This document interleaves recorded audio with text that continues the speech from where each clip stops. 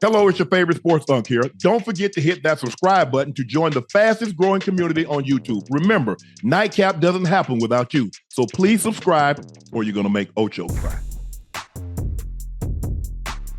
Ocho, let's get right into it. Ryan Garcia pulls off a huge upset over the WBC super lightweight champion Devin Haney. Knocked him down 3 times when Haney had never touched the canvas and won the victory by a majority decision. Garcia was ineligible to win the title for missing weight. He was 3 pounds over the 140 limit, which is a lightweight, and Garcia really should have ended the fight in the first round. Ocho, if Garcia took this thing serious, because you can tell he doesn't take it serious. He came in overweight. He drinking at the weigh-in. If he were to take it serious, I think he has the tools to be really, I'm talking about special. He's good. Yeah. But he could be special. I think he already is special because there's something about Garcia that you can't teach, and that's speed. That's quickness. There's something that he has in his hands that it relates to power because he's so quick. You don't see the punch. Obviously catching Haney a few times and knocking him down. And we know what I think Ryan Garcia did? I think he fooled everybody. I think what he did, all the antics, all the what I identify as, and the protesting and the speaking out of what was going on instead of actually focus just to not only sell the fight, but get people thinking that he wasn't taking the fight serious. He came in overweight. He couldn't win the title. What you mean? People think he wasn't taking it serious. Once you saw him step his ass on the scale, you knew he didn't take it serious. Yeah, but you know what else he said about not making weight is he was happy to be fighting at his natural weight as opposed to dehydrating and being weaker going into the fight. Let me ask you a question. At lightweight, what's the weight? They didn't agree to fight at a catch weight. They agreed to fight at the lightweight. The limit is 140. He came in 3 pounds overweight. So 143, yeah. So how are we supposed to say he took the fight serious? He's drinking beer at the weigh-in, Ocho. Yeah. Listen, I'm not saying I don't know how to put it, Unc. I don't know how to put it, but what I witnessed tonight was, I think, someone that was fooling us with all the antics he was doing. Now, coming in overweight, that you can say, you know what, you're not taking this fight serious because you came in 3 pounds overweight, and now you don't have a shot at winning the belt or the title. But then when you see him get in the ring and perform the way he performed tonight, that's taking it serious. Because I'm not trying to be funny, Unc. I'm not trying to be funny. People in the chat might agree with me. Some of them might not. They are familiar with each other because they fought in amateurs. So they know each other very well. Obviously, throughout the years, everyone has developed skill, have gotten much better at their craft as far as the sweet science is concerned. But tonight, it felt like, I'm not saying Devin Haney was this unbelievable boxer that's out this world. He was undefeated. He was good at what he did. But when I saw him go down that first time, it didn't look right. It didn't look right. It just didn't feel right. I'm not saying he's Mike Tyson, but when Buster Douglas knocked Mike Tyson down, he not. That Ryan Garcia. I'm trying to say, just the feeling. It didn't look right because I've never seen it before. When Antonio Tarver knocked Roy Jones down or knocked him out, it just didn't look right because we're not used to seeing those individuals in those type of circumstances. But you don't. If that makes sense. Look at Devin Haney like an elite level, like one of these Mayweather of Roy Jones. Yeah, I don't see him like that, but he's undefeated, Unc. He's undefeated at what he's look at the people he's fought. Look at the people he's fought. That's why I was scared to say this. I'm not saying he's Mayweather. I'm not saying he's Mike Tyson or he's Roy Jones, but he's undefeated. Yes. He has a resume and he has, the accolades and credentials. So I'm disrespecting him for what he's done to this point in his career. That's all. That's all I'm saying. So it just looked weird seeing him go down. You can respect the fighter for his resume and still said, there's questions. I still have questions. You had no questions about Roy Jones. You had no questions about Mike Tyson. You had no questions about Shane Mosley before he lost to Vernon Forrest. You had no questions about these guys that had unblemished records. Right. So when I look at Devin Haney, I see a guy with a suspect chin. He doesn't have power. So now, because you see Garcia, that fight should have been over. If that's anybody else, that fight's over in the first round. Right. Oh, yeah. But also, you got to be careful. I think Garcia didn't want to punch himself out. You don't want to punch yourself out in the first round. You know why? Because he's not in condition. How you punch yourself? Bro, you 143. That's what heavyweights do. They measure their punches. Look at if that had been Pacquiao, he'd have been out of there. If that had been Mayweather, he'd have been out of there. Well, you have to understand, Manny Pacquiao is a volume puncher. Devin Haney and Ryan Garcia aren't volume punchers. They're not used to throwing that many punches around. So you do have to gauge yourself a little bit based on what your true fighting style is. If that makes sense. Remember Paul Williams? Paul Williams got paralyzed in the motorcycle crash. Yeah.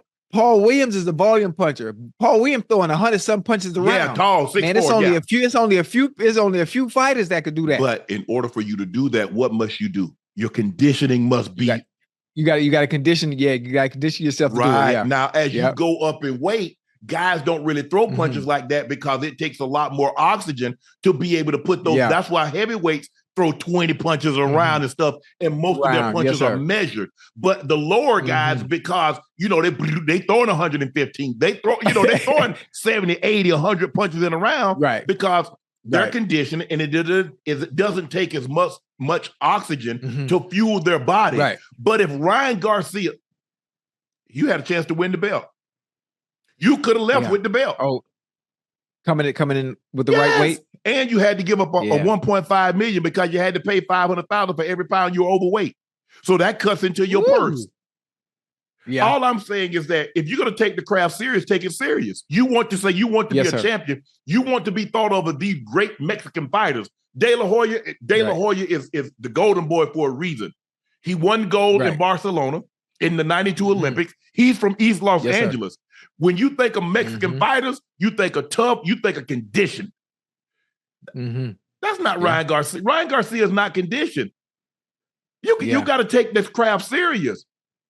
Or if you can't make weight at 140, take your ass up to 147. But they got the real thumpers up there. They got the real thumpers up there. You have to. You don't want to do that. Exactly. Yes. Yeah. I mean, 147. I mean, it would be very dangerous, very, very dangerous for Ryan. But obviously, at 140, what he displayed tonight, man, with that jab, with that left hook, that's magical. Ocho. What's your favorite route, Ocho? If I know Ocho's favorite route is a shake or a stutter go, I'm going to guard against that. You know his punches work. And you get caught with it every time. Damn, every time. You can't see it. Unc, you can't teach speed. Ocho. That's like, wait, hold on. You know what? That's like Tyreek Hill is playing, right? And you know he about to go deep. As a DB, you already know he going deep. And every time they hike the ball, what Tua do? Hit Tyreek deep. And you knew it was coming. Some things you just can't stop. Randy Moss, he line up. The DB 10 yards off. The DB coach tell the DB, you know what? Go ahead and go back a little bit. You know he going deep. Randy come off the ball, slow as hell. He throw his hand up at 5 yards. You still got a 5-yard cushion. They let the ball go. Randy still score. Even if you know what's coming, he's still catching you with it. That means that left hand and that left hook is magical. It's special. And there's something in boxing. There's something in every sport you can't teach. You can't teach speed, and you can't teach quickness. You can't. That's God given. Okay, let's just say for the sake of argument, Ocho, it's 30 seconds in the clock. We up by 6. And Randy Moss, are you getting beat deep? No, nothing cheap, nothing deep. We understand early. But you know that in boxing, it's a little different than getting beat deep because you know he's done Deontay Wilder. Why can't Deontay Wilder win fights anymore? Because everybody knows he's trying to load up for that one punch, the right hand. Once they neutralize the right hand, he's fighting one hand behind his back because he's really not doing anything else. He's not shooting the jab to sit up the right hand. He's just looking, he's just circling, looking at the right, like one big punch. He's not Lennox Lewis, who said, he's not Vladimir Klitschko. He's not one of these Ernest Shavers guys, Larry Holmes, who used the jab, boom, boom. That ain't no rangefinder. They're using it to boom to do this. To set up something so else. That's all I'm saying. Yes, listen, give Ryan Garcia credit. But bro, you overweight. You overweight. Now I understand when he fought Tank had it in his contract. Bring your ass into the weight, and you're not going to rehydrate up to 150. Oh no. But Ryan won the fight. But what are we supposed to do? Are we supposed to say, "Oh, Ryan won the fight"? Yeah, he won the fight. He came in overweight. I still don't believe he took it serious because his conditioning. A guy that size shouldn't have to fight in spurts. How old is Ryan Garcia? Right, in his early 20s. They both 25. And they you both fighting 25. in spurts at that weight, Ocho? Yeah, I mean, I think more so being cautious, understanding what happened last time when he fought. Listen to look what happened when he fought Tank. Going in there, rushing in there, being aggressive, and he was susceptible to the counter. And he got countered and couldn't get back up. So I think he approached this fight a little different. I'm gonna take it a little cautious. I'm gonna pick and choose when to take my shots. Like when Duran beat Sugar Ray, we was in shock. Yeah. We were in shock. I remember that fight. We were in shock.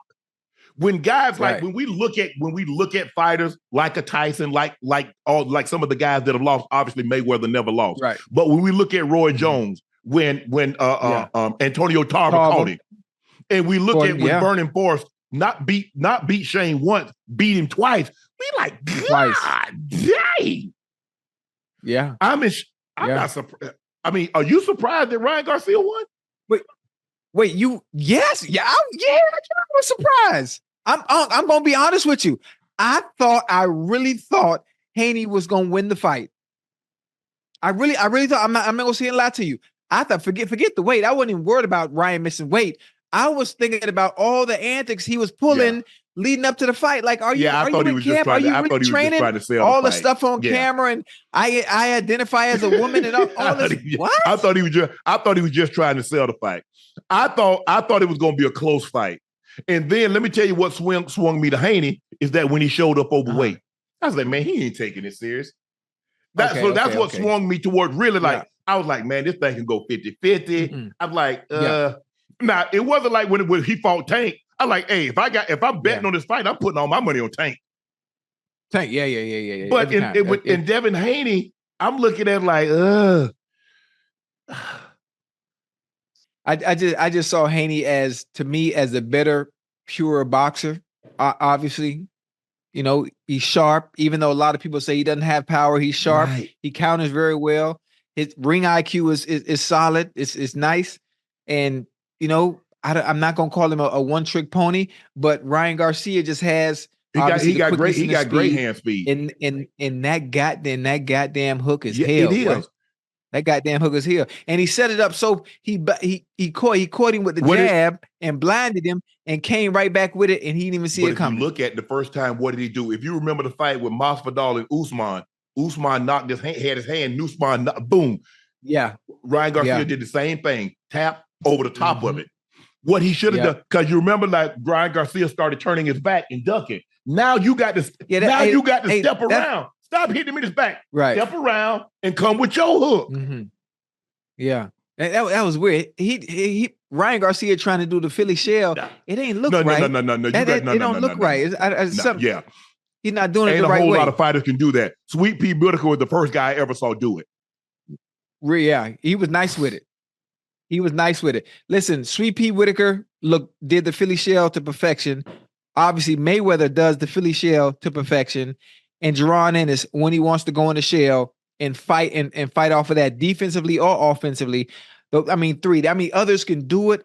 Exceptionally well in understanding you're doing it for a specific reason. Ryan was just doing it just to do it and really not throwing back. The difference between the guys that you mentioned, they didn't have the offensive arsenal that Floyd has.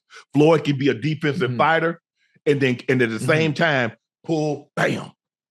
Everything you throw, he can counter over the top. His reflexes, his eyes, his ability to see punches is second to none. Or anticipate what's coming. You throw the hook? Well, you're gonna miss me with your hook, and I'm gonna catch you with mine. You gonna throw the right? I'm a pull and I'm a boom. I'm gonna catch you with mine. Yeah. His ability to see the punches are unbelievable. But Ryan Garcia pulls off the huge upset. Had he made weight, he'd have been the new WBC super lightweight champion. He beat Devin Haney. I want to hear the scorecards because normally they read you the scorecards on a majority of the decisions. That means somebody had it for Devin Haney. So I want. That's impossible. That's impossible. You have to be a blind man to say anything was for Devin Haney after getting knocked down 3 times. It's only 3 judges. For you to have a majority decision and not a unanimous decision, that means somebody, or it was a draw. Don't you still want to know don't you want to know the scores? You know what's funny? If looking at the ref, I was a little perplexed. Looking at the ref, it looked like the ref was trying to help Haney out a little bit. Now I might be wrong. I might be tripping, but there were 3 knockdowns. To me, it might have been 4 or 5.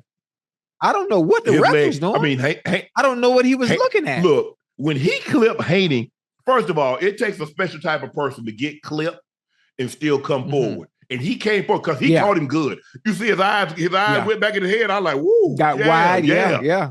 And so it take a minute to get get yourself together too. So you gotta clinch, you gotta hold on. The thing to Ocho, he felt that power.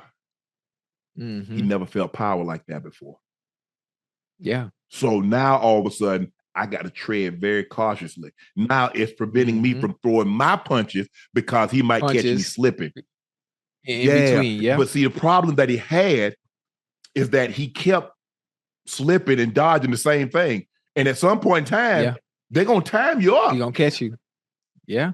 You remember Marco Antonio Barrera? No, that was, who did he fought? No, Juan Marquez, when he fought Pacquiao.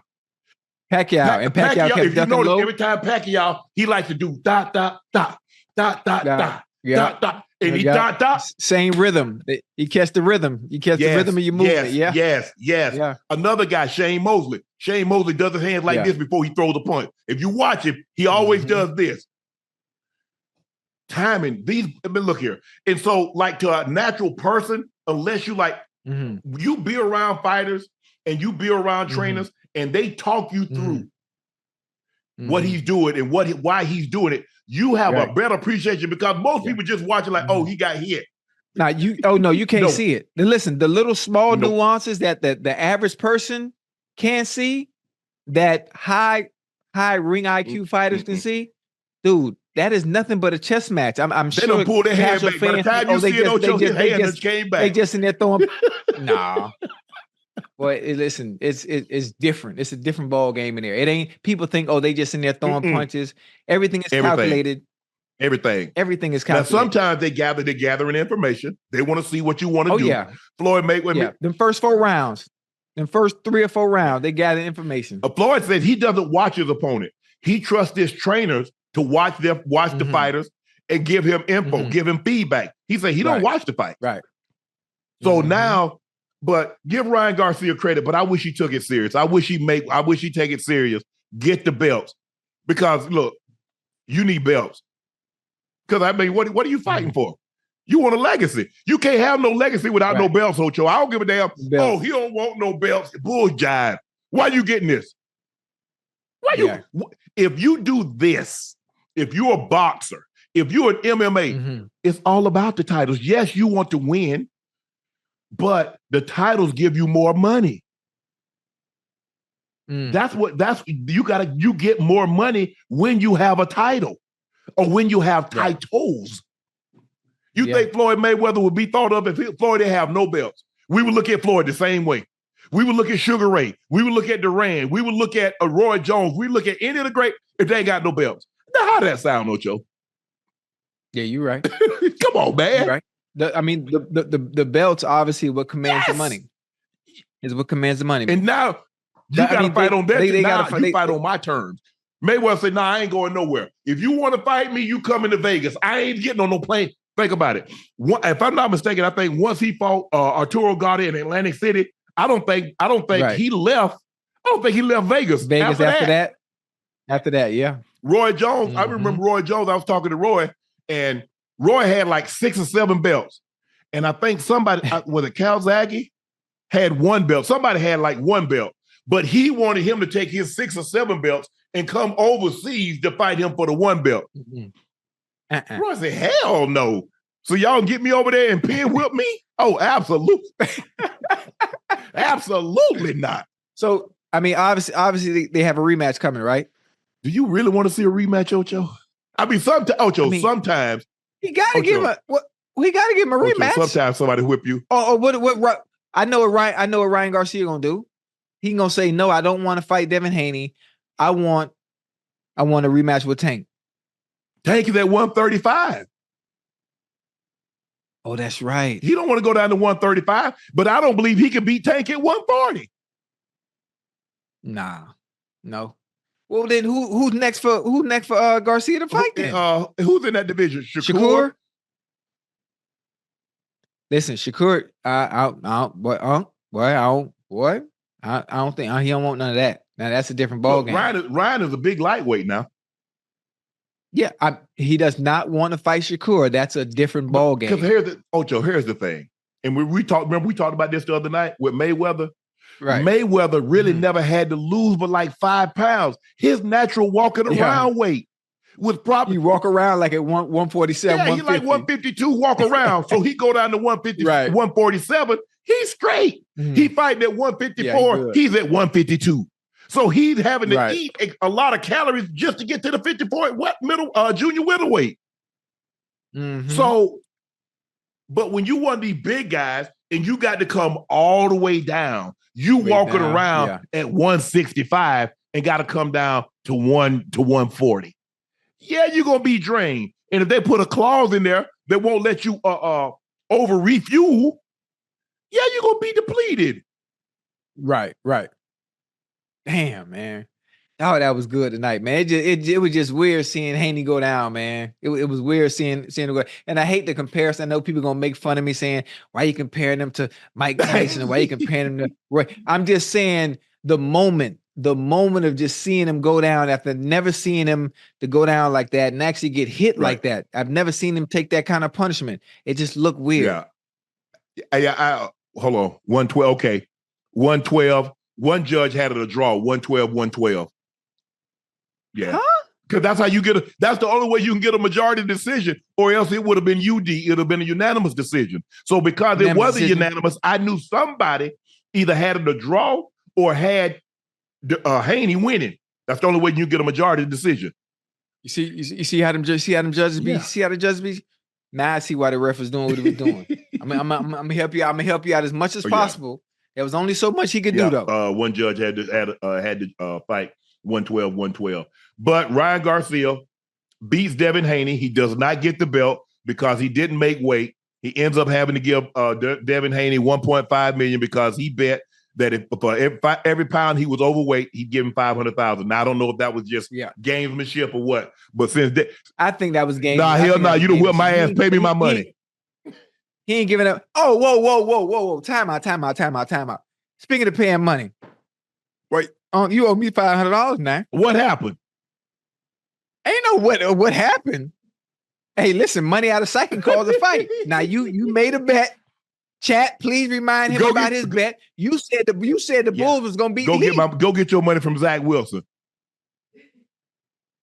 What? Yeah, what I mean. Zach Wilson. What happened?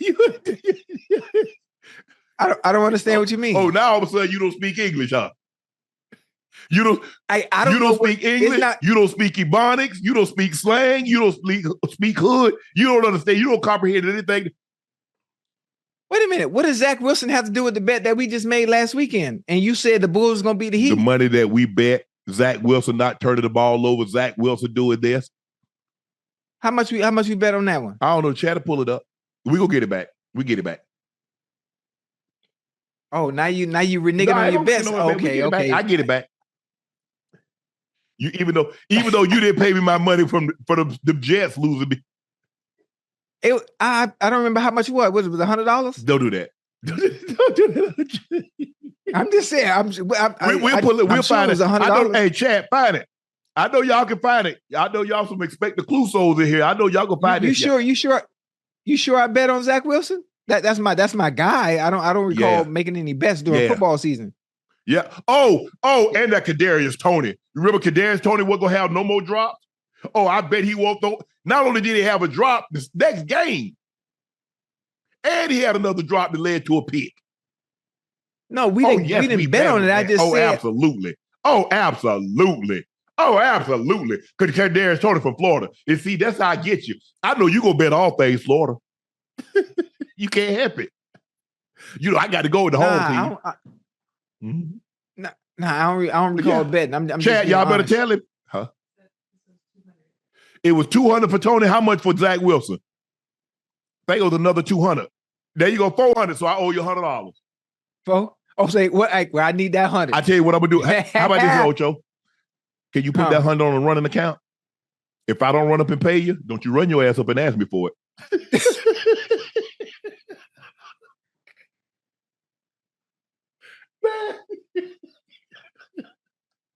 Hell no.